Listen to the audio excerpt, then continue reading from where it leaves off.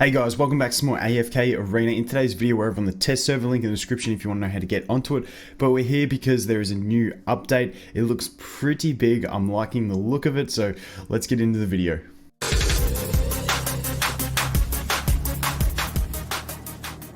Okay, so if you check the mail here, there's a few things. First one, the new hero added, Graveborn hero. This says Torne.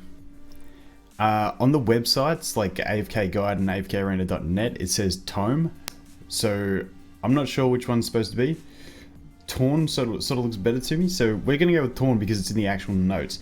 The Wandering Corsair. Is it just me or do I just think of the headset Corsair when I say that?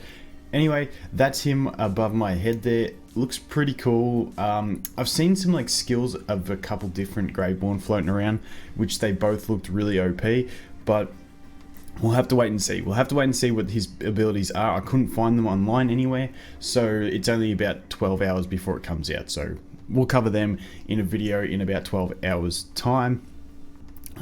Here we go. What else have we got?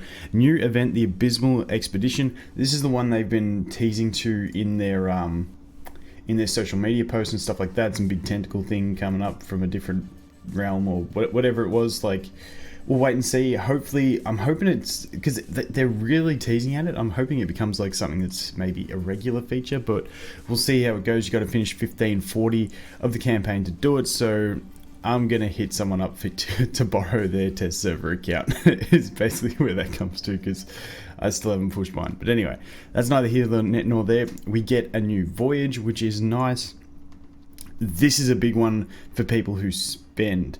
Like, I'm talking like this is a big one for low spenders if it's of similar value added. Advancement rewards number 2. A commodity which can be unlocked by completing stage 19-40 that can be purchased from the merchants page. Now, the base advancement rewards are by far the best value pack in the game. So for low spenders, that's like your go-to purchase.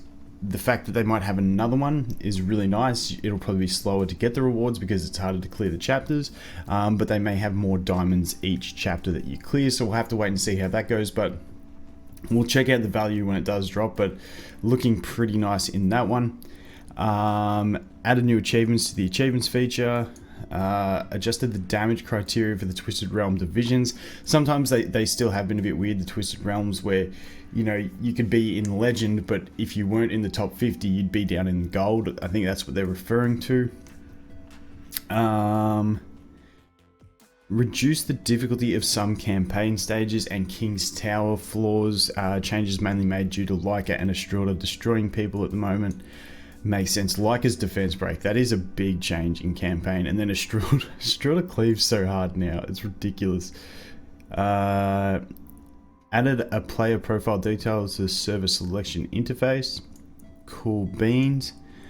I'm tipping that means it might tell you like what the player's name is and stuff like that on that server. I remember that was in one of the requests from one of the dev notes a while ago, so cool that they've got that in. Fixed an issue that was preventing players from claiming one-time only mailbox items when the amount of attached exceeded the maximum in a bag. Cool beans. I think that means if you maxed out, you can still collect it. I don't know. That's little issue that I'm really not stressed about. Let's leave it there. This balance change. Okay, balance changes.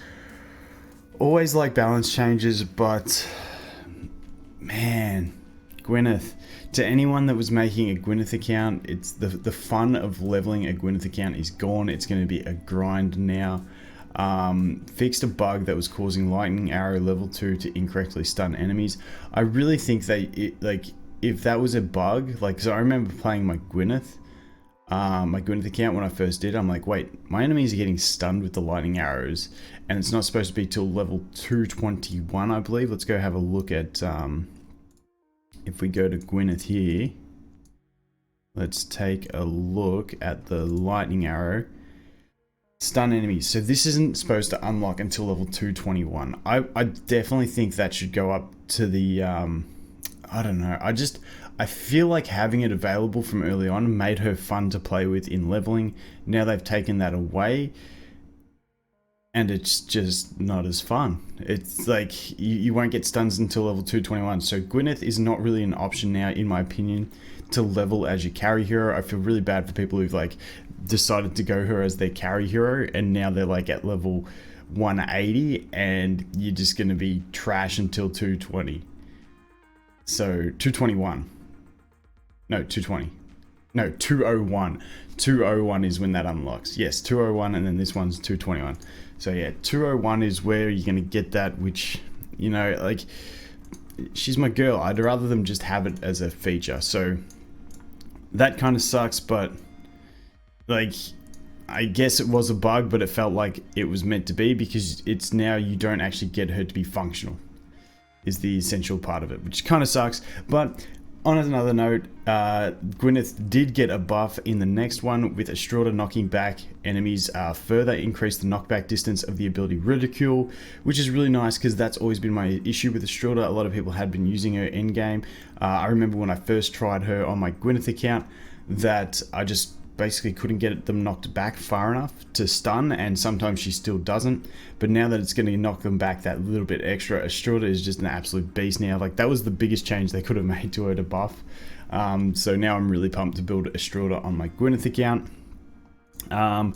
Change the size of Sophia's character model that it's displayed in battle. Can we please change the size of Saurus as well, because Saurus is so small.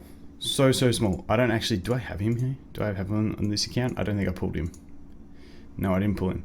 But Saurus's character model, if we look at this, I went through this in one of my summon videos, but this guy, test hero, I feel like he's meant to be like a big dragon type thing. He's smaller than the little mage and the little dude with the spear and the shield. Like, he's definitely supposed to be bigger. He is definitely supposed to be bigger. So let's petition for an increased size to Saurus's model, because he's cool and he wants to be bigger. Anyway, that's that one. That's my little rant about that one. Let's go down. Where are we? Sophia. Okay. Leica fixed an issue that was preventing Leica's skin from appearing correctly on the portraits page, even after the skin had been changed by the players. Cool beans. Now you can see the cool skin. Zolrath fixed an issue that would sometimes prevent the second Zolrath from disappearing when his doppelganger ability was used. Okay, I've never noticed that, but cool beans. Fixed an issue that was causing Rosaline to use her spring cleaning ability despite all of her allies being dead. I hope she still does it if a Taylene is dead. That is a big one for me. Sometimes I luck out with my Taylene when she's dead, waiting to come back alive. Rosaline will do her spring clean, be immune to damage, and Taylene will come back, then use her ult, heal Rosaline, and then, you know, you got the two of them throwing some carps. It's really nice. I really hope that it still considers Taylene alive in this mechanic, even if she's dead, if that makes sense. Because that was a big one for me on my Celestial Lava Jade account. It has worked for me to clear a lot of stages, so really hoping they didn't do that. Iron fixed an issue that would sometimes cause the enemy Isabella to be moved behind Iron's back from the Vortex ability when it's used. This is big. Like, the amount of this, I remember one stage, I think it was around like chapter 20.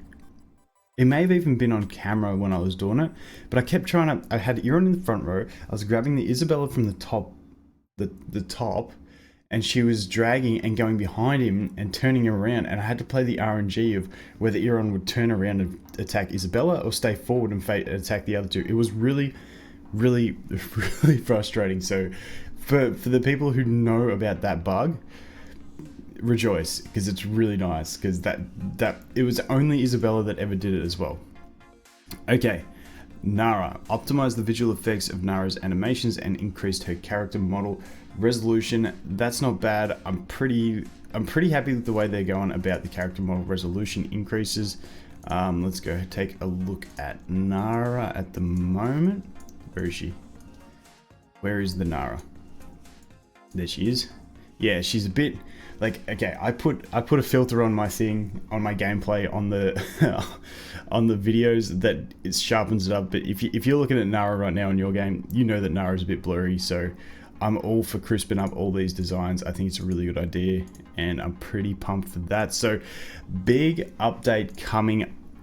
Really interested to see what this this new event is, the Abysmal Expedition. It's meant to be like a team-based thing from what they've been teasing on their socials. So hopefully it's a good feature with some, let's face it, the most important part is that it's got good rewards, and let's hope the Voyage has some good rewards too. I mean, good rewards coming. We'll be back in about 12 hours with maybe a bit longer, maybe about 15, 16 hours with the new Graveborn hero. We'll go through his skills. We'll do another one for the new event as well, and we'll cover all that other stuff that we had to look at here, which is, I can't remember what it was, but you know, there was other stuff in there, and we'll get that done. So that is gonna be it for this one, guys. Thanks for watching. Hope you have an awesome day, and I'll look forward to seeing the next one. Cheers.